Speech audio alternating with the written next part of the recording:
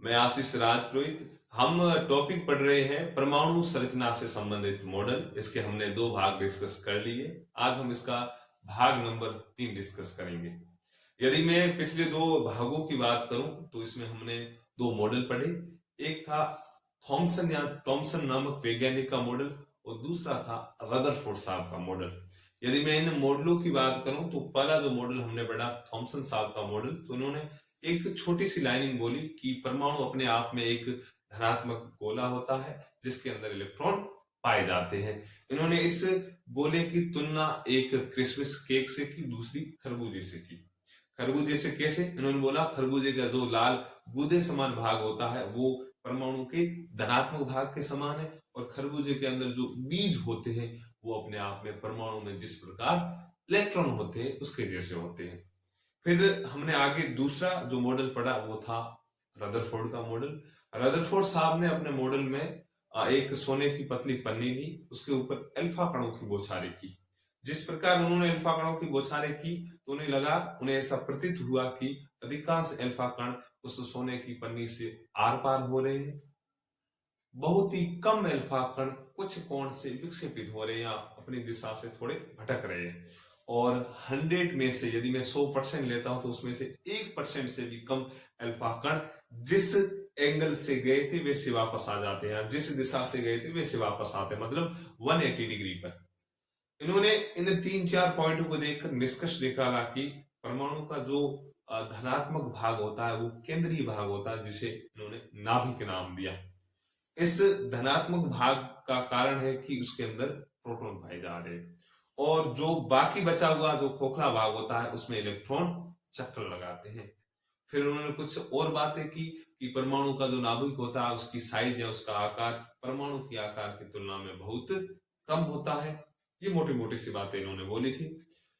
अब हम आज पढ़ेंगे तीसरा नियम या नील्स बोर का जो मॉडल है वो मॉडल क्यों आया? क्योंकि मैंने कल भी आपको बोला कि कोई भी वैज्ञानिक नया मॉडल इसलिए लाता है कि उससे पहले वाले जो वैज्ञानिक थे उन्होंने क्या कमियां उनके अंदर क्या कमियां थी या उनके मॉडल में कौन कौन सी त्रुटियां रही। भाई नील्स बोर के मॉडल में कुछ जो आया है उसका कारण है कि जो रदरफोर्ड साहब है उसके मॉडल में कुछ न कुछ कमी रही होगी। अब वो कमी है क्या, पहले हम वो कमी डिस्कस करेंगे, फिर हम नील्स बोर का मॉडल पढ़ेंगे। अब आप हेडिंग एक लिखो, रदरफोर्ड के मॉडल की। लिखो आप रदरफोर्ड के मॉडल की कमियां। रदरफोर्ड के मॉडल की कमियां, ये आप हेडिंग डाल दो। फिर मैं आपको कमी लिखवा रहा हूं, फिर मैं डिस्कस करूंगा कमी क्या थी क्या नहीं थी। चलो आप इसमें लिखो, रदरफोर्ड के मॉडल की कमी में लिखो। जब इलेक्ट्रॉन वृत्तुलाकार मार्ग, जब इलेक्ट्रॉन वृत्तुलाकार, मैं यहां पे लिख रहा हूं वृत्तुलाकार मार्ग, जब इलेक्ट्रॉन वृत्तुलाकार मार्ग में चक्रण करता है, चक्रण करता है तो इलेक्ट्रॉन का स्थायी हो पाना संभावित नहीं है। तो इलेक्ट्रॉन का स्थायी हो पाना संभावित नहीं है, नहीं है। खड़ी पाई लगाकर लिखो, कोई भी आवेशित कण, कोई भी आवेशित कण गोलाकार कक्षा में, गोलाकार कक्षा में त्वरित होता है, त्वरित होता है तो त्वरण के दौरान, तो त्वरण के दौरान आवेशित कणों, आवेशित कणों से ऊर्जा का विकिरण, ऊर्जा का विकिरण, मैं यहां लिख रहा हूं ऊर्जा का विकिरण, कोष्टक में लिख लो हानि, ऊर्जा का विकिरण कोष्टक में लिख लो हानि होगा, विकिरण होगा। इस प्रकार स्थायी कक्षा में इस प्रकार स्थायी कक्षा में घूमता हुआ इलेक्ट्रॉन अपनी ऊर्जा विकिरित करेगा। विकिरित का मतलब ये क्या होता है? हानि। विकिरित करेगा और नाभिक से टकरा जाएगा। अगर ऐसा होता है तो परमाणु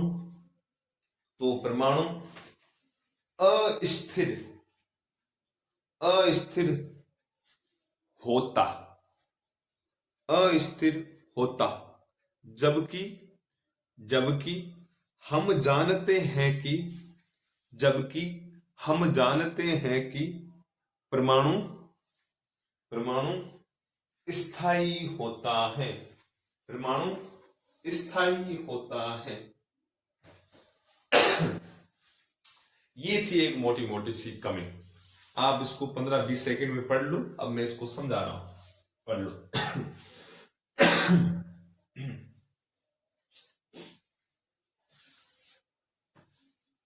चलो, आपने कमी को पढ़ ली, अब बोर्ड के ऊपर आओ, मैं समझा रहा हूं।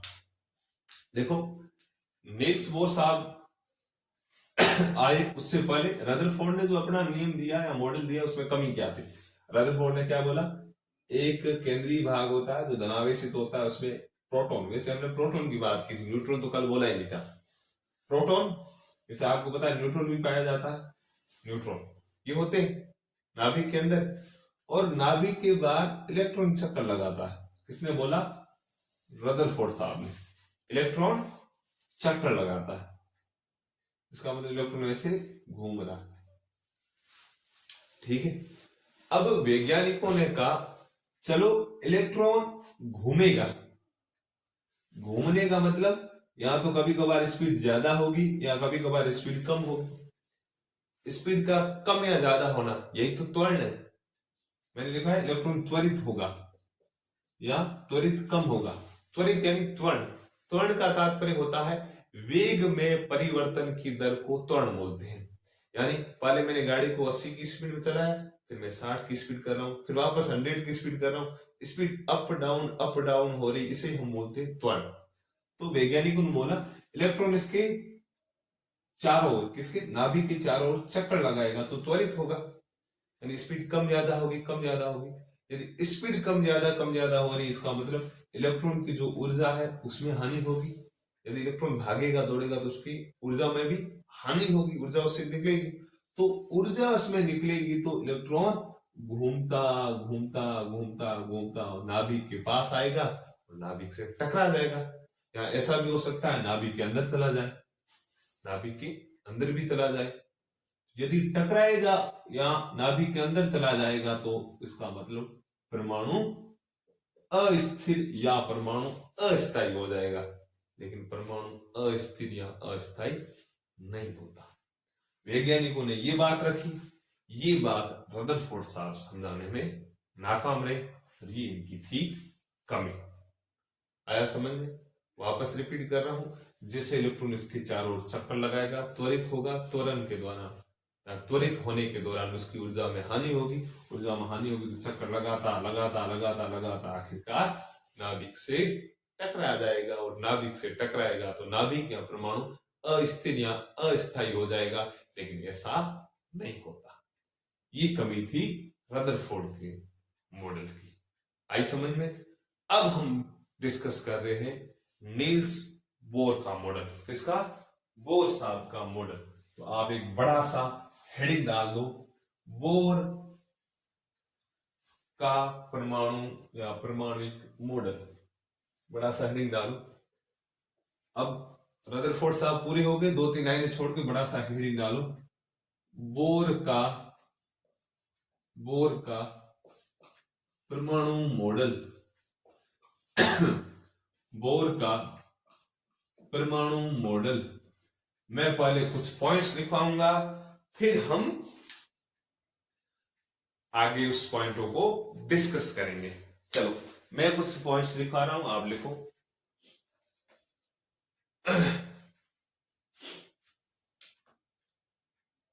अब आप ये लिखो, यहां पे लिखो, आप जस्ट उसके नीचे शुरू करो। किसने दिया, आप ऐसे लिखो, प्रस्तुत करता, प्रस्तुत करता, यानी ये ऐसे लिखते प्रस्तुत करता, ये किसने दिया, तब आप बोलोगे सर ये मॉडल नील्स बोर ने दिया। किसने, नील्स बोर ने दिया। कब दिया, 1913 में। कब दिया, 1913 में। लिखते जाओ मेरे साथ साथ लिखते जाओ। नील्स बोर का प्रमाणिक मॉडल किसने दिया, तो हम बोलेंगे नील्स बोर साहब ने। यहां बोर का परमाणु मॉडल किसने दिया, नील्स बोर ने। कब दिया, 1913 में। अब आगे लिखो, क्यों, क्यों दिया ये मॉडल, तब तुम बोलोगे रदरफोर्ड के परमाणु मॉडल की, रदरफोर्ड के परमाणु मॉडल की, परमाणु मॉडल की, मॉडल की कमियों को, कमियों को दूर करने के लिए, दूर करने के लिए। दिख तो रहा है ना आपको, मॉडल प्रस्तुतकर्ता कौन थे, नील्स बोर। कब दिया, 1913 में। क्यों दिया, क्योंकि रदरफोर्ड के परमाणु मॉडल की कमियों को दूर करने के लिए। यहां तक लिख लिया। अब एक लाइन छोड़ के आप लिखो, बोर के परमाणु मॉडल के, बोर के परमाणु मॉडल के प्रमुख बिंदु निम्न हैं। एक लाइन छोड़ के लिखो, बोर के परमाणु मॉडल के प्रमुख बिंदु निम्न हैं। प्रमुख बिंदु, अब हम बोर के परमाणु मॉडल के प्रमुख बिंदु पढ़ेंगे, मतलब इन्होंने क्या क्या बातें कही थी। इसमें से आप पहला बिंदु लिखो, हेडिंग डालो, एक नंबर हेडिंग डाल के लिखो, एक नंबर हेडिंग डालो और लिखो उसमें परमाणु के इलेक्ट्रॉन। पहला नंबर पॉइंट लिखो, परमाणु के इलेक्ट्रॉन नाभिक के चारों ओर। परमाणु के इलेक्ट्रॉन नाभिक के चारों ओर कुछ निश्चित कक्षाओं में, कुछ निश्चित कक्षाओं में घूमते हैं, घूमते हैं। मैं वापस रिपीट कर रहा हूं, परमाणु के चारों ओर, सॉरी, परमाणु के इलेक्ट्रॉन, परमाणु के इलेक्ट्रॉन नाभिक के चारों ओर कुछ निश्चित कक्षाओं में, कुछ निश्चित कक्षाओं में घूमते हैं, घूमते हैं। इन कक्षाओं को, इन कक्षाओं को स्थायी कक्षाएं, स्थायी कक्षाएं या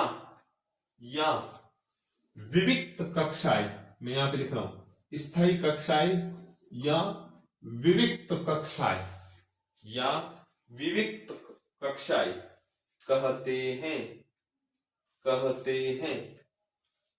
पहला पॉइंट लिख लिया आपने, पहला पॉइंट लिख लिया।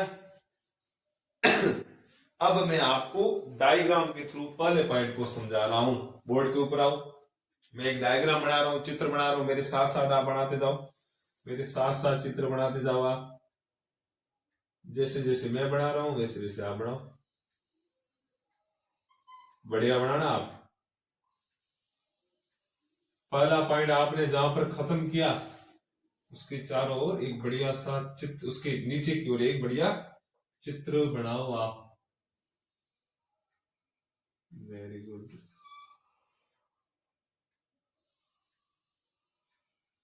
पहले पॉइंट के नीचे एक बढ़िया चित्र बनाओ, ऐसे बनाओ।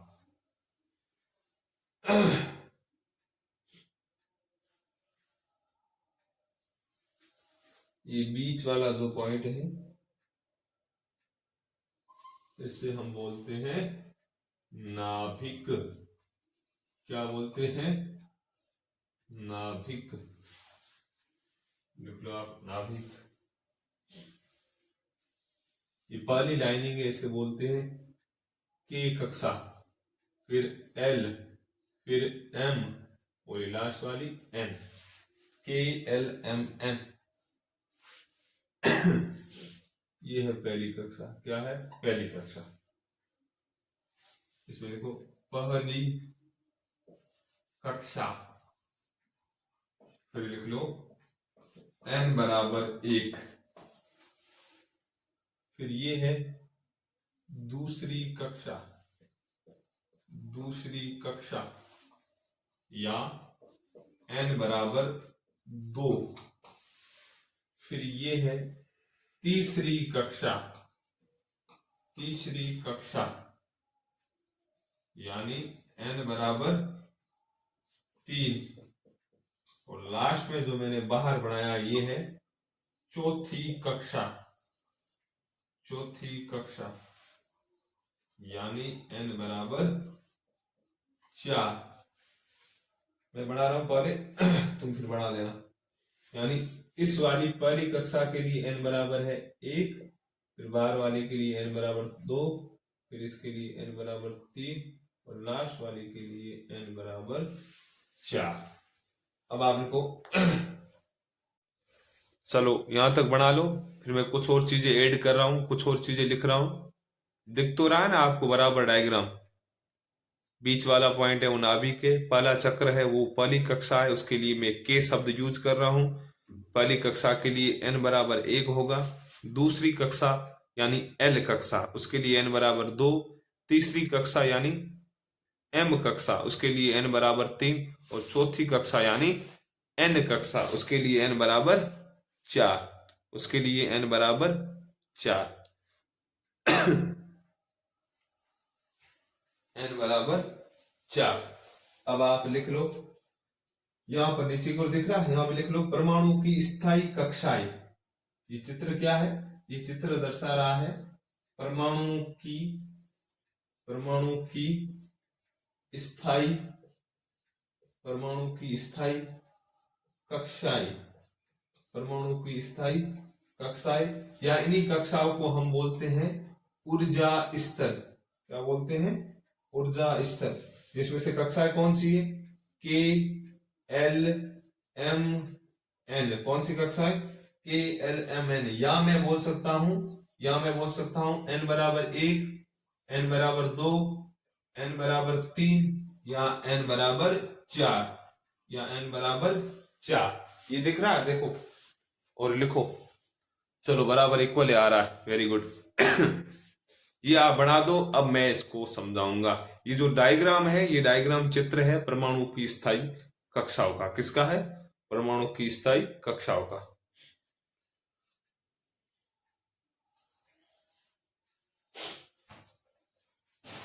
चलो बना दिया यहां तक, ये हो गया।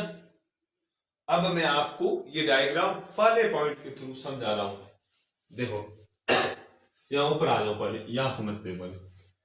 जो रदरफोर्ड साहब थे उन्होंने क्या बोला? ये नाभिक है, नाभिक के चारों ओर कक्षा होती है, इलेक्ट्रॉन चक्कर लगाता है। ये किसने बोला? रदरफोर्ड साहब ने।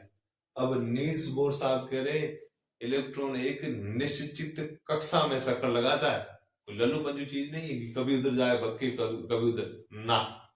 इलेक्ट्रॉन, मैंने पहला पॉइंट आपको लिखाया है, पहला पॉइंट मैंने आपको बोला है कि परमाणु के इलेक्ट्रॉन नाभिक के चारों ओर कुछ निश्चित कक्षाओं में चक्कर लगाते हैं, जिन्हें हम स्थायी कक्षा, विविध कक्षा बोलते हैं। ये बोला। पहले रदरफोर्ड बोल रहे चक्कर लगाता, उन्होंने कक्षाओं की बात नहीं की थी। ये क्या बोल रहे? हाँ, इलेक्ट्रॉन चक्कर तो लगा रहा है लेकिन एक निश्चित कक्षा। यदि पहली कक्षा में इलेक्ट्रॉन है तो उसका पहली कक्षा का नाम के कक्षा या n बराबर 1, तो इसी के अंदर ही चक्कर लगाएगा, ऊपर नीचे नहीं होगा। दूसरी कक्षा में इलेक्ट्रॉन घूम रहा है तो दूसरी में ही चक्कर लगाएगा, ऊपर नीचे नहीं होगा, जब तक कि उसे ऊर्जा दी न जाए या उसे ऊर्जा निकाली नहीं जाए। लेकिन जब एक पर्टिकुलर कक्षा में इलेक्ट्रॉन चक्कर लगाएगा तो उसकी ऊर्जा उतनी ही रहेगी, न ऊर्जा में वृद्धि होगी न ऊर्जा में कमी होगी। तो उतनी उतनी ऊर्जा रहेगी तो मजे से घूमता रहेगा। यदि ऊर्जा कम ज्यादा होगी, यदि मैं कह रहा हूं ऊर्जा कम हो जाती है तो नाभिक के अंदर आ जाएगी, लेकिन ऐसा नहीं होता। नील्स बोर साहब ने कहा इलेक्ट्रॉन एक स्थायी विविध कक्षा में चक्कर लगाता है, जिसके कारण न तो उसकी ऊर्जा में ह्रास होता है, न उसकी ऊर्जा में वृद्धि होती। इस कारण इलेक्ट्रॉन नाभिक के अंदर नहीं गिरेगा। पहला पॉइंट ये था, पहले पॉइंट का डायग्राम ये था। अब आप लिखो दूसरा पॉइंट, अब आप लिखो दूसरा पॉइंट। चलो पहला पॉइंट हो गया, अब आप लिखो दूसरा पॉइंट। देखो दूसरा पॉइंट, इलेक्ट्रॉन जब इन स्थायी कक्षाओं में, इलेक्ट्रॉन जब इन स्थायी कक्षाओं में घूमते हैं तो उनकी ऊर्जा में कोई कमी नहीं आती है, तो उनकी ऊर्जा में कोई कमी नहीं आती है। यद्यपि नाभिक से कक्षा जितनी दूर होती है, यद्यपि नाभिक से कक्षा जितनी दूर होती है, उतनी ही उसकी ऊर्जा अधिक होती है, उतनी ही उसकी ऊर्जा अधिक होती है। ये था दूसरा पॉइंट। अब आप लिखो तीसरा पॉइंट, अब आप लिखो तीसरा पॉइंट। तीसरा पॉइंट लिखो आप, और तारा लगा देना इसके ऊपर, तीसरे पॉइंट के ऊपर। पहले लिखो फिर मैं समझा रहा हूं। लिखो तीसरा पॉइंट, स्थायी कक्षाओं में गति करते हुए इलेक्ट्रॉन पर दो बल कार्य करते हैं। खड़ी पाई लगाओ। एक तो नाभिक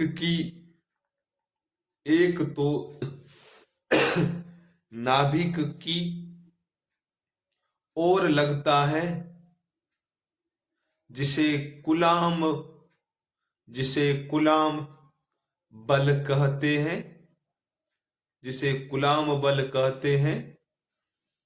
यह अभिकेंद्री बल होता है। दूसरा बल नाभिक से बाहर की ओर लगता है, जिसे अपकेंद्री बल कहते हैं। इससे पहले वाला था अभिकेंद्री, ये है अपकेंद्री, जिसे अपकेंद्री बल कहते हैं। खड़ी पाई लगाओ और नई लाइन से लिखो। खड़ी पाई लगाकर नई लाइन से लिखो। ये दोनों बल एक दूसरे के बराबर तथा विपरीत होते हैं, जिससे इलेक्ट्रॉन अपनी कक्षा में स्थित रहता है। चलो, जो मैंने अभी दो पॉइंट लिखवाए, दूसरा और तीसरा, इसे हम समझने की कोशिश करते हैं। चलो आ जाओ बोर्ड के ऊपर। हम दूसरा और तीसरा पॉइंट समझते हैं। दूसरा पॉइंट क्या बोल रहा है कि इलेक्ट्रॉन जब स्थायी कक्षाओं में घूमते हैं तो उनकी ऊर्जा में कोई कमी नहीं आती। यानी पहली के कक्षा में इलेक्ट्रॉन घूमेगा या दूसरी एल कक्षा, यानी एक पर्टिकुलर कक्षा के अंदर इलेक्ट्रॉन घूमेगा तो उसकी ऊर्जा में कमी नहीं आएगी। ये बोला बोर साहब ने। फिर आगे इन्होंने बोला यद्यपि नाभिक से कक्षा जितनी दूर होती है उसकी ऊर्जा उतनी अधिक होती है। यानी कि एल एम एन, मैंने 4 कक्षाएं बढ़ाई है। जो कक्षा नाभिक से जितनी दूर होगी उसकी ऊर्जा उतनी ही ज्यादा होगी। ये नाभिक के पास एक एक कक्षा, फिर एल, फिर एम, एन, इन चारों में से दूर कौन सी है? दिव्या कुमावत कक्षा 9, कौन सी कक्षा? साहिल कक्षा 11, शोभा कक्षा 11। Very good sir. एन ये दिख रहा है सीधी बात, नाभिक के पास के है, फिर एल थोड़ा दूर, एम थोड़ा दूर, एन और दूर, यानी जो कक्षा जितनी दूर होगी नाभिक से उसकी ऊर्जा उतनी ही अधिक होगी। यदि मैं इन चारों की तुलनात्मक बात करूं, चारों कक्षा के, एल, एम, एन, चारों में सबसे कम ऊर्जा किसकी? सर के की। क्यों है? क्योंकि नाभिक के बहुत पास है।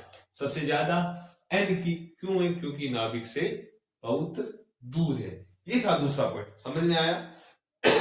अब हम समझ रहे हैं तीसरा पॉइंट, लेकिन जहां मैंने तीसरा पॉइंट समाप्त किया है उसके नीचे आप चित्र बनाओ और चित्र की सहायता से हम समझेंगे।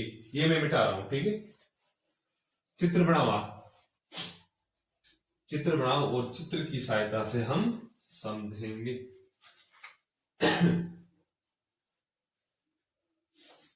बनाओ मेरे साथ साथ चित्र आप। जैसे जैसे मैं बना रहा हूं वैसे वैसे आप बनाओ।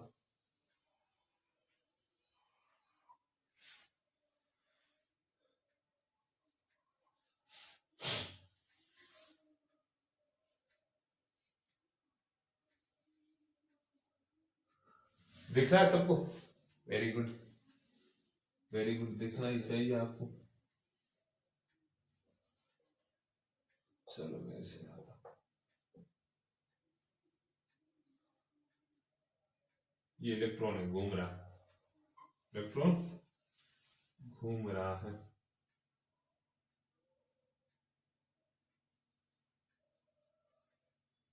ये है F1, ये है F2, F1 और F2।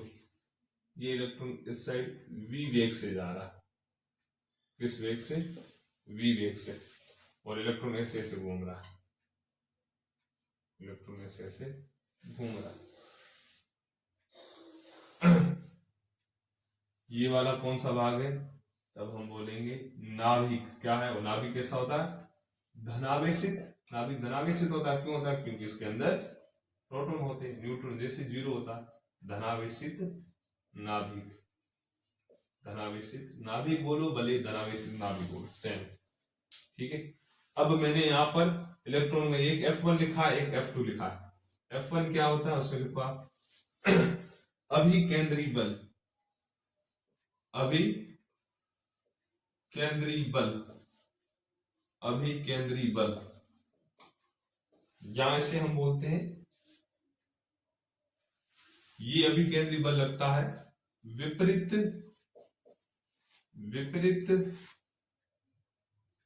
आवेशों के बीच, विपरीत आवेशों के बीच। और सेकंड मैंने लिखा है F2। क्या लिखा है? F2। वो क्या होता है? दूसरा मैंने लिखा है F2, जो है अपकेंद्री बल। अपकेंद्री बल, कौन सा बल? अपकेंद्री बल, जो लगता है वृत्तीय गति के कारण, वृत्तीय गति के कारण,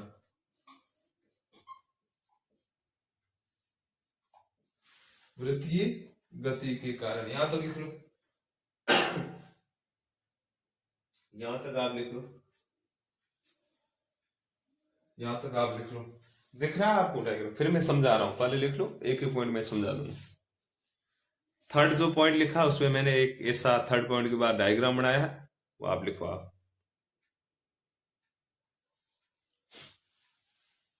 और इसमें लिखो, यहां पर लिख लो F1 बराबर F2, F1 बराबर F2, यानी F1 का जितना मान होता है उतना का उतना F2 का होता है, उतना का उतना F2 का होता है। लिख लिया आपने? डायग्राम बना दिया? अब मैं समझा रहा हूं। चलो समझते हैं। मैंने तीसरा पॉइंट क्या बोला, मैंने तीसरा पॉइंट बोला स्थायी कक्षाओं में। मैंने देखो डायग्राम में एक धनावेशित नाभिक यानी सिर्फ नाभिक बनाया और एक कक्षा बनाई है। हालांकि इससे पहले मैंने 4 कक्षाएं बनाई थी, 8 कक्षा हो सकती है, 10 कक्षा हो सकती है, कितनी भी हो सकती है, लेकिन मैंने इस तीसरे पॉइंट को समझाने के लिए सिर्फ एक कक्षा बढ़ाई है। और मैंने क्या बोला, स्थायी कक्षाओं में गति करते हुए, तीसरा पॉइंट में बोल रहा हूं, स्थायी कक्षाओं में गति करते हुए इलेक्ट्रॉन पर 2 बल कार्य करते हैं। यानी स्थायी कक्षा में जब इलेक्ट्रॉन घूमेगा तो इसके ऊपर 2 बल लगेंगे, 2 बल कार्य करेंगे, जिसमें से मैंने एक को नाम दिया F1 और दूसरे को F2। दिख रहा, 2 बल कार्य करते हैं। एक तो नाभिक की ओर लगता है जिसे कूलाम्ब का बल कहते हैं या कूलाम्ब बल। एक बल जो नाभिक की ओर लगता है यानी F1 है जो नाभिक की ओर लग रहा है, जिसे हम क्या बोले, कूलाम्ब बल। क्या बोलते हैं, कूलाम्ब बल। जबकि दूसरा बल नाभिक से बाहर की ओर लगता है जिसे हम अपकेंद्री, जो कूलाम्ब बल था वो था अभिकेंद्री। सॉरी मैं वापस रिपीट कर रहा हूं, एक बल जो नाभिक की ओर लगता है, एक बल जो नाभिक की ओर लगता है उसे मैं बोल रहा हूं F1 बल या कूलाम्ब बल या अभिकेंद्री बल। ऐसे लिखना था, ऐसा लिखा है, अभिकेंद्री बल, जिसे अभिकेंद्री बल। अभिकेंद्री बल का मतलब ऐसा बल जो केंद्र की ओर लगे, केंद्र मतलब नाभिक, बीच वाला भाग। पहला बल जो नाभिक की ओर लग रहा है उसे मैं कूलाम्ब बल या अभिकेंद्री बल कह रहा हूं, ठीक है। दूसरा बल जो नाभिक के विपरीत या बाहर की ओर लगता है इसे मैं बोल रहा हूं अपकेंद्री बल। क्या बोल रहा हूं, अपकेंद्री बल। तो ये तो लिखा है कि पहला बल जो नाभिक की ओर लगता है उसे मैं बोलता हूं, नाभिक की ओर लगता है उसे अभिकेंद्री बल या कूलाम्ब बल।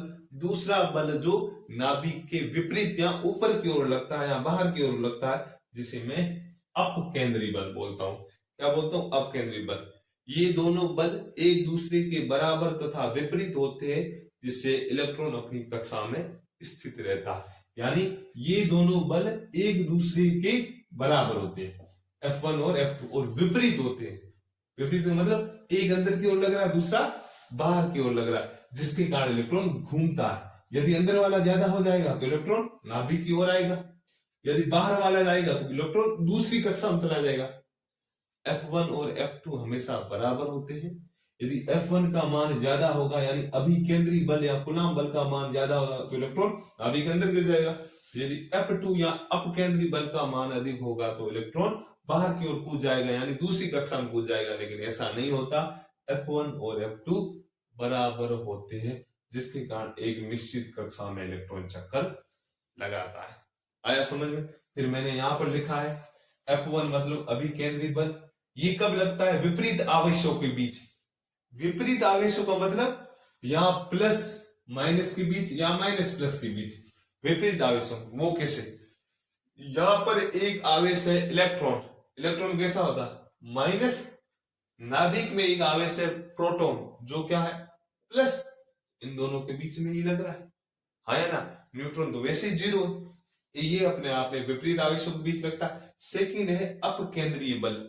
इसका कारण क्या है, वृत्तीय गति के कारण। यानी जिस प्रकार जो वृत्तीय गति होती है, वृत्तीय, मैं एक गोलाकार भाग में घूम रहा हूं, उसका कारण भी होता है उसका कारण होता है अपकेंद्र। कभी ये आपने सोचा कि मैं ऐसे ऐसे गोल गोल, आप गाड़ी में आप देखो, यदि गाड़ी में आप गोलाकार ऐसे जाते हो तो आप एक और जाने की कोशिश करते हो, यानी अंदर की ओर जाने की कोशिश करते हो। अंदर की ओर जाने के कारण है अभिकेंद्रीय बल, यानी पहला वाला बल अंदर ले जाएगा, लेकिन वापस थोड़ा सा आगे जाते गाड़ी सीधी हो जाती है। अभी लगता होती तो गाड़ी ऐसे सीधी, लेकिन अपन को लगता अपन सीधे हो, उसका कारण होता है अपकेंद्रीय बल जो वृत्तीय गति के कारण। ठीक है, ये था इसका तीसरा पॉइंट। अब हम इसका चौथा पॉइंट डिस्कस कर रहे हैं। मैं बोल रहा हूं चौथा पॉइंट और आप चौथा पॉइंट लिखो, आप चौथा पॉइंट लिखो। चलो लिखो चौथे पॉइंट। जब इलेक्ट्रॉन को बाहर से ऊर्जा दी जाती है, जब इलेक्ट्रॉन को बाहर से ऊर्जा दी जाती है तो यह ऊर्जा ग्रहण करके इलेक्ट्रॉन त्वरित हो जाता है तथा उच्च कक्षा में चला जाता है। खड़ी पाई लगाकर नीचे वाली लाइन से शुरू करो। यदि किसी कक्षा का इलेक्ट्रॉन ऊर्जा मुक्त करता है या उसकी ऊर्जा में कमी आती है तो इलेक्ट्रॉन निचली कक्षाओं में चला आता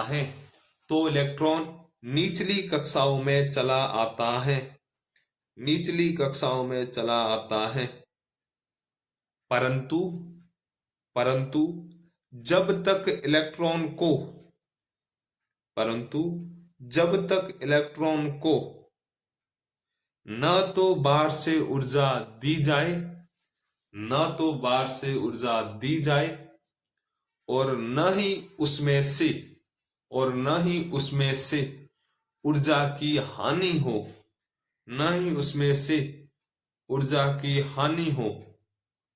तो इलेक्ट्रॉन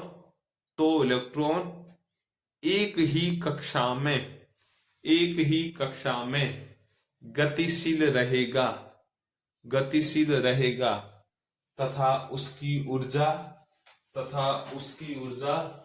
उतनी ही रहेगी। ये था चौथा पॉइंट। अब मैं एक डायग्राम बना रहा हूं, आप डायग्राम बनाओ, फिर मैं चौथा पॉइंट समझाऊंगा उसके थ्रू। चलो डायग्राम बनाओ। नील्स बोर कुछ मॉडल को लंबा चौड़ाई ले गई, एक एक चीज का कारण बता रहे, इलेक्ट्रॉन क्यों नहीं अंदर गिर रहा है, क्या कारण है, क्या नहीं।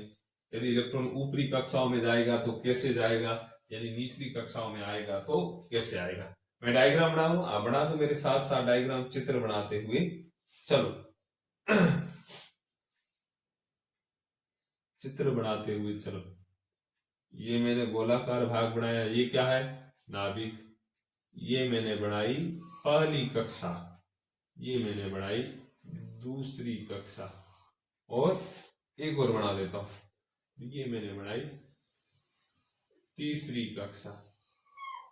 दिख रही है आपको, ये कौन सी है, जैसे तीसरी बराबर नहीं बनी, ये कौन सी है, तीसरी कक्षा। कौन सी कक्षा, तीसरी कक्षा। दिख गई बराबर। चलो बढ़ाते जाओ आप, ये है तीसरी कक्षा। अब मैं कह रहा हूं एक इलेक्ट्रॉन घूम रहा है पहली कक्षा में, यहां पर एक इलेक्ट्रॉन घूम रहा है, क्या हो रहा है, इलेक्ट्रॉन घूम रहा है। अब मैं बाहर से कोई ऊर्जा देता हूं, मैं बाहर से इलेक्ट्रॉन को कोई ऊर्जा दे रहा हूं, बाहर से दी गई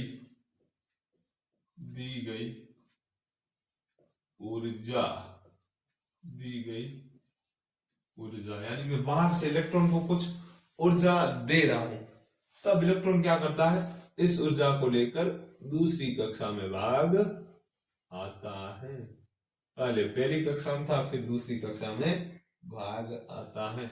पहली कक्षा में ऊर्जा थी E1, दूसरी कक्षा में इलेक्ट्रॉन की ऊर्जा हो जाएगी E2।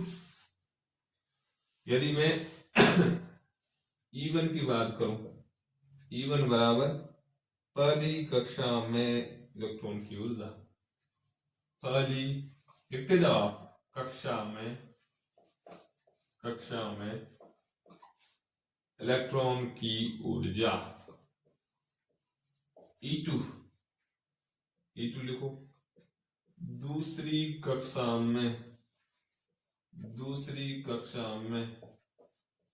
इलेक्ट्रॉन की ऊर्जा,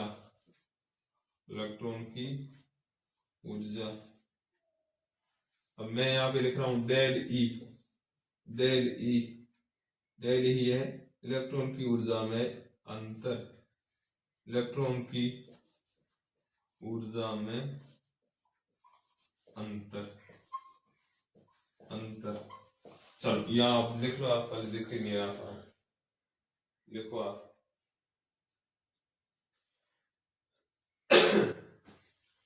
बढ़ गया डायग्राम, लिखते जाओ। अब मैं समझा रहा हूं, बढ़ाओ आप, बढ़ाओ, अब समझते हैं अपन। डायग्राम बड़ा बराबर तो नहीं बना, चलो समझे अपन, चलो समझते हैं। अब आओ बोर्ड के ऊपर, मैंने जो पॉइंट लिखवाया, ये क्या लिखवाया, यदि मैं इलेक्ट्रॉन को बाहर से कोई ऊर्जा देता हूं तो इलेक्ट्रॉन उस ऊर्जा को लेगा और ऊंची कक्षाओं में भाग जाएगा, ये लिखवाया। आगे मैंने पॉइंट लिखवाया, यदि इलेक्ट्रॉन से ऊर्जा निकलती है तो वो ऊंची कक्षाओं से वापस नीचे वाली कक्षाओं में आ जाएगा, ये लिखवाया। फिर आगे मैंने लिखा, यदि किसी इलेक्ट्रॉन को न तो ऊर्जा दी जाए और न ही उसमें से ऊर्जा निकाली जाए तो इलेक्ट्रॉन एक फिक्स कक्षा के अंदर चक्कर लगाएगा, हाँ या ना, यही था। अब अपन समझते हैं। अब आप आ जाओ बोर्ड के ऊपर। एक परमाणु है, उसका ये नाभिक, पहली कक्षा, दूसरी कक्षा, तीसरी कक्षा, 3 कक्षाएं मैंने बनाई। जैसे गोलाकार तो नहीं बनी, जैसी बनी आपको गोल बनानी। मैं कह रहा हूं पहली कक्षा में एक इलेक्ट्रॉन घूम रहा है, मजे से मस्ती करता हुआ घूम रहा है, लेकिन मैंने इसको बाहर से ऊर्जा दी। मैंने अब लिखा बाहर से दी गई ऊर्जा, मैंने इलेक्ट्रॉन को बाहर से ऊर्जा दी। जैसे ही ऊर्जा मिली इलेक्ट्रॉन को, इलेक्ट्रॉन राजी हो गया। आपको भी बाहर से ऊर्जा मिलती, ऊर्जा का मतलब प्रोटीन, कार्बोहाइड्रेट, वसा, यदि मैं फल फ्रूट आपको देता हूं तो आप राजी हो गए। जैसे इलेक्ट्रॉन को ऊर्जा मिली, इलेक्ट्रॉन हो गया राजी। राजी होते इलेक्ट्रॉन कूद गया दूसरी कक्षा में, यानी पहली कक्षा में जो घूम रहा था उसके पास ऊर्जा जो थी वो थी E1, E for energy, E1 ऊर्जा थी। लेकिन जैसे बाहर से मैंने इसको फल फ्रूट खिलाना शुरू की, मैंने इसको सेब खिलाई, मैंने इसको खरबूजे तरबूजे नारंगी खिलाई, तो उसकी ऊर्जा बढ़ गई। जैसे ही ऊर्जा बढ़ी, ये भाग गया दूसरी कक्षा में, यानी चला गया दूसरी कक्षा में। दूसरी कक्षा में जाएगा भाई, ऊर्जा बढ़ी, ऊर्जा क्या होगी, E2। E1 यानी पहली कक्षा में इलेक्ट्रॉन की ऊर्जा, E2 यानी दूसरी कक्षा में इलेक्ट्रॉन की ऊर्जा। फिर मैंने लिखा डेल E। डेल E का मतलब होता है ऊर्जा में अंतर, यानी इलेक्ट्रॉन की ऊर्जा में अंतर। हालांकि मैंने यहाँ पर कोई डेल E लिखा ही नहीं, तो ये कहां से आया। E1 यानी पहली कक्षा में जहां घूम रहा था उसमें ऊर्जा, E2 यानी दूसरी कक्षा में जहां तो घूम रहा था उसमें ऊर्जा। ज्यादा ऊर्जा कहां होगी, E2 में होगी। फिर इलेक्ट्रॉन पहले यहाँ घूम रहा था, जैसे इसमें जाएगा फिर यहाँ पर चक्कर मजे से खाएगा। जैसे ऊर्जा और मिलती तो तीसरी में चला जाएगा। यदि मैं कह रहा हूं E2 कक्षा में इलेक्ट्रॉन घूम रहा है और मैं इसकी ऊर्जा लॉस करता हूं, ऊर्जा निकालूंगा, तो वहां से भाग के वापस कहां आ जाएगा, E1 पे, हाँ या ना, ये तो है। अब मैंने लिखा है डेल E। डेल E का मतलब होता है इलेक्ट्रॉन की ऊर्जा में अंतर। ऊर्जा में अंतर मतलब अंतर कैसे निकालते, ज्यादा में से कम। मैं कह रहा हूँ एक के पास 100 रुपए, एक के पास 50 है, अंतर कितना होगा, हम बोलेंगे 100 - 50 यानी 50 का अंतर। मैं कह रहा हूँ एक के पास 100 रुपए, एक के पास 25 रुपए, तो इनमें अंतर कितना है, तो हम 100 - 25 करेंगे सर, 75 का अंतर। तो इसका मतलब E2 ऊर्जा ज्यादा है E1 से, तो ऊर्जा में अंतर यानी डेल E क्या होगा, तब आप बोलोगे सर डेल E बराबर होगा E2 - E1, E2 - E1। ये था डेल E, ये लिख लो डेल E बराबर E2 - E1। ये था आपका चौथा पॉइंट, समझ में आया। मतलब बोर साहब एक ही पॉइंट बोल रहे कि इलेक्ट्रॉन ऐसे घूमेगा, ऊर्जा बढ़ रही घट रही, क्या क्या नहीं, पर्टिकुलर एक पॉइंट समझा रहे। ये हो गया आपका चौथा पॉइंट। एक और पॉइंट लिखो, ये लंबा चौड़ा मॉडल है, एक और पॉइंट लिखो आप। एक और पॉइंट लिखो, पहले ये मैं मिटा देता हूं, फिर मैं आपको पॉइंट लिखाता हूं और आगे उस पॉइंट को समझाऊंगा। चलो आप लिखो भाई, पॉइंट लिखो आगे वाला। आगे वाला जो 5वां पॉइंट है वो लिखो आप। 5वां पॉइंट लिखो, इलेक्ट्रॉन किसी कक्षा में। 5वां पॉइंट लिखो, ये डायग्राम बनाया फिर समझ लिया। अब नीचे एक 5वां पॉइंट लिखो, इलेक्ट्रॉन किसी कक्षा में तब तक घूमता रहता है। इलेक्ट्रॉन किसी कक्षा में तब तक घूमता रहता है जब तक उसका कोणीय संवेग, जब तक उसका कोणीय संवेग, कोष्टक में लिखो MVR, मैं लिख रहा हूं वैसे लिखो, कोष्टक में लिखो MVR, MVR कोणीय संवेग यानी एम वी आर का मान एन एच बटा 2 पाई होता है। फिर आगे लिखो, जिसमें n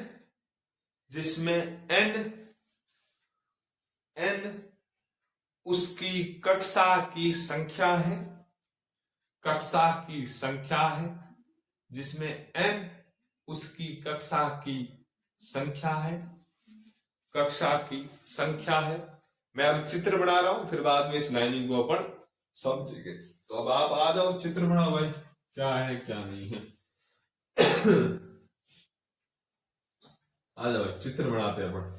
ये मैं मिटा रहा हूं, पहले अपन एक चित्र बनाते, फिर मैं इस लाइनिंग को समझाऊंगा। चलो बनाओ, मेरे साथ साथ आओ। ये है नाभिक, ये मैंने कक्षा बना दी, पहली कक्षा। एक और कक्षा बना देता हूं, जो है दूसरी कक्षा। क्या है? दूसरी कक्षा। जैसे जैसे मैं बना रहा हूं, वैसे वैसे आप बढ़ाते हुए चलो। ये v वेग से इधर भाग रहा है इलेक्ट्रॉन। किस वेग से? v वेग से। यदि इलेक्ट्रॉन का द्रव्यमान m है, v वेग से वो भाग रहा है। ये है पहली कक्षा। यानी पहली कक्षा के लिए n कितना होगा? n बराबर 1। सर पहले आपने बताया। ये है दूसरी कक्षा। कौन सी कक्षा? दूसरी कक्षा, यानी n बराबर सर 2 होगा। n बराबर 2 होगा। पहली कक्षा यानी n बराबर 1, दूसरी कक्षा यानी n बराबर 2। अब मैंने आपको m लिखवाया, मैंने v लिखवाया, मैंने r लिखाया। ये क्या होता है? ये अपन जानते। देखो, m बराबर इलेक्ट्रॉन का द्रव्यमान, m बराबर इलेक्ट्रॉन का द्रव्यमान, v बराबर इलेक्ट्रॉन का वेग, और r बराबर होता है इलेक्ट्रॉन जिस कक्षा में है उसकी त्रिज्या। इलेक्ट्रॉन जिस कक्षा में है उसकी त्रिज्या। इलेक्ट्रॉन जिस कक्षा में है उसकी त्रिज्या। यहां तक आप लिख लो, फिर मैं समझा रहा हूं। चलो यहां पे एक और पॉइंट लिखता हूं। इलेक्ट्रॉन का कोणीय संवेग, इलेक्ट्रॉन का कोणीय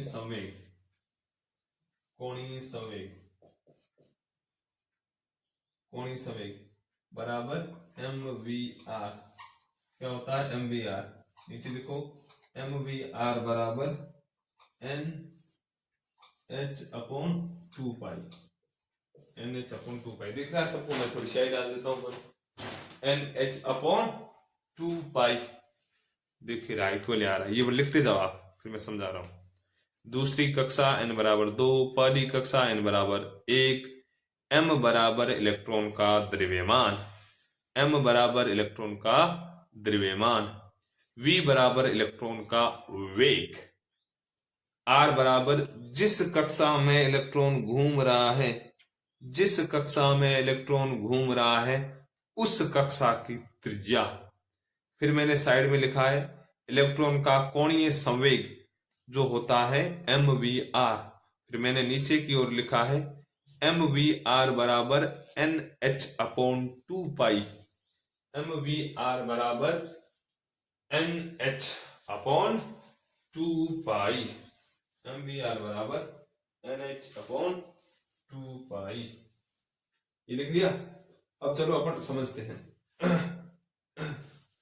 अब हम समझते इस चीज को, ठीक है। मैंने आपको 5वां पॉइंट क्या लिखवाया? इलेक्ट्रॉन किसी कक्षा में तब तक घूमता रहता है जब तक उसका कोणीय संवेग यानी mvr, कोणीय संवेग mvr का मान nh/2 पाई होता है। यानी कोणीय संवेग का मान nh/2 पाई के बराबर होगा, तभी इलेक्ट्रॉन घूमेगा। जिसमें n उसकी कक्षा की संख्या। ये मैंने लिखा है। अब देखो अपन समझते हैं। मैं कह रहा हूं ये मेरे पास एक परमाणु है, इसका नाभिक, इसकी पहली कक्षा, इसकी दूसरी कक्षा, यहां पर एक इलेक्ट्रॉन घूम रहा है, यहां पर एक इलेक्ट्रॉन घूम रहा है, जिसमें से यहां पर एक इलेक्ट्रॉन घूम रहा है, इलेक्ट्रॉन का द्रव्यमान m है। इलेक्ट्रॉन यहां पर किस वेग से घूम रहा है? v वेग से, v वेग से घूम रहा है। मैंने फिर यहां पे लिखा है ये वाली पहली कक्षा के लिए n का मान 1 होगा, दूसरी कक्षा के लिए 2, यदि 3 मैं लगाता हूं तो उसके लिए 3, 4 होगी तो 4। फिर मैंने लिखा है m क्या है? m है इलेक्ट्रॉन का द्रव्यमान, यानी इलेक्ट्रॉन का भार कितना होता है? 9.1 × 10⁻31 kg, मैंने पहले लिखवाया। फिर v मतलब इलेक्ट्रॉन किस वेग से इसकी कक्षा के चारों ओर भाग रहा है। फिर है r, इलेक्ट्रॉन जिस कक्षा में है उसकी त्रिज्या, यानी अब इलेक्ट्रॉन कौन सी कक्षा में? तो सर अब इलेक्ट्रॉन दूसरी कक्षा में घूम रहा है, इसका मतलब यहां से लेकर यहां तक की दूरी है वो क्या है? r। ये वाली दूरी क्या? r, यानी इलेक्ट्रॉन जिस कक्षा में घूम रहा है उसकी त्रिज्या। फिर मैंने यहां क्या लिखा? इलेक्ट्रॉन का जो कोणीय संवेग होगा वो होगा mvr। कोणीय संवेग को बोलते J बराबर mvr। m क्या होता है? जो कण, सिंपली बात है, कोणीय संवेग की बात आती है जब वृत्ताकार गति कर रहा होता कोई कण। यदि मैं किसी वृत्त में या मैं गोलाकार घूम रहा हूं तो मेरे ऊपर कोणीय संवेग लागू होगा, जिसमें से कोणीय संवेग का फॉर्मूला होता है mvr। m क्या है? यदि मैं भाग रहा हूं मेरा द्रव्यमान, v क्या है? मेरी जो स्पीड होगी, r क्या है? उस गोलाकार भाग में जहां मैं भाग रहा हूं उसके केंद्र से मेरे तक की दूरी, वो क्या होगी? r होगी। अब यहां पर बोर साहब बोल रहे हैं इलेक्ट्रॉन वही भागेगा जिसमें कोणीय संवेग का मान NH/2π का पूर्ण गुणज या NH/2π के बराबर हो। ये सर क्या है? 2 का मतलब 2, तुम समझते हैं। पाई क्या होता? 22/7 या 3.1414, ये तो पता है। n क्या है? n अभी मैंने बताया।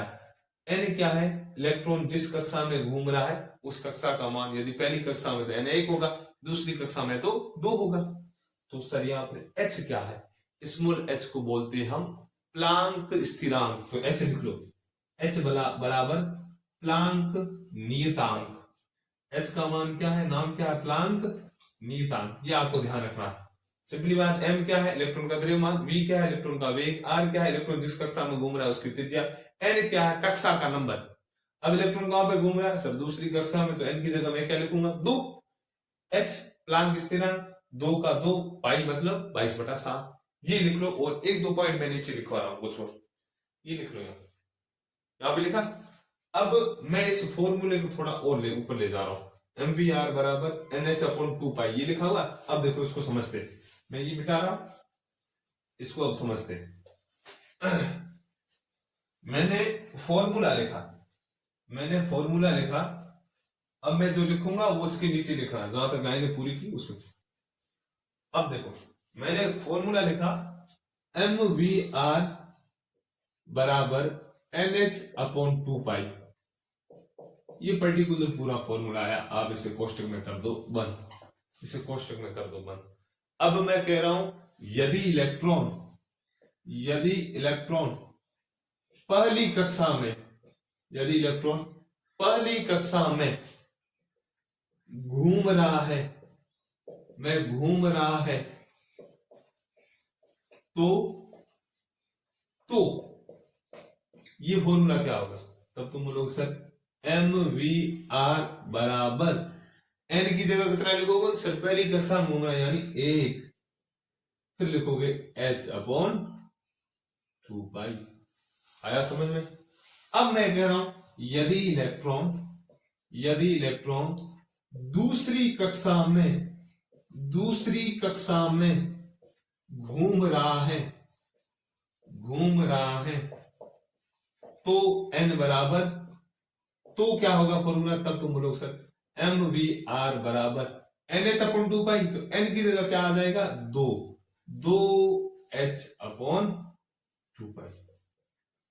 अरे आया समझ में?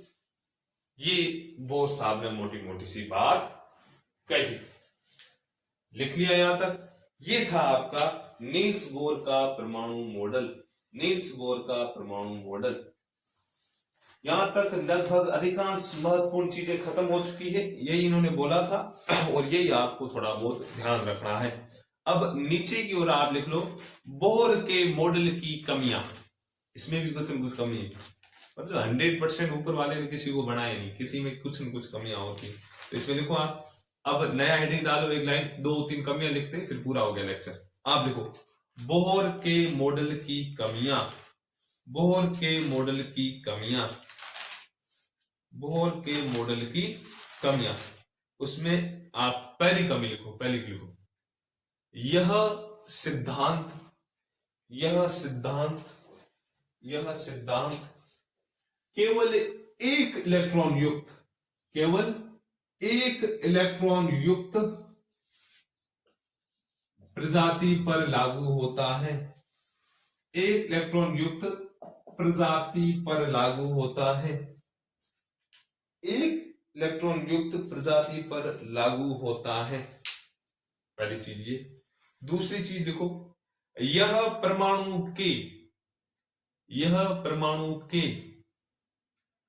महिम वर्णक्रम, मैं यहां पे लिख रहा हूं यह परमाणु के महिम वर्णक्रम, महिम वर्णक्रम को नहीं समझा सका, को नहीं समझा सका, को नहीं समझा सका।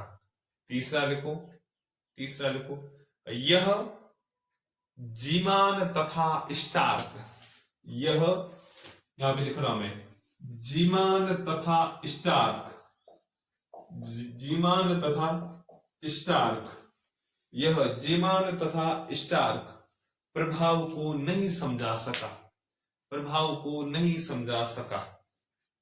और लास्ट पॉइंट लिखो, लास्ट पॉइंट लिखो यह हाइजेनबर्ग, यह हाइजेनबर्ग, मैं यहां पे लिख रहा हूं ना, यह हाइजेनबर्ग, हाइजेनबर्ग की अनिश्चितता, अनिश्चितता सिद्धांत को नहीं समझा सका, सिद्धांत को नहीं समझा सका, सिद्धांत को नहीं समझा सका।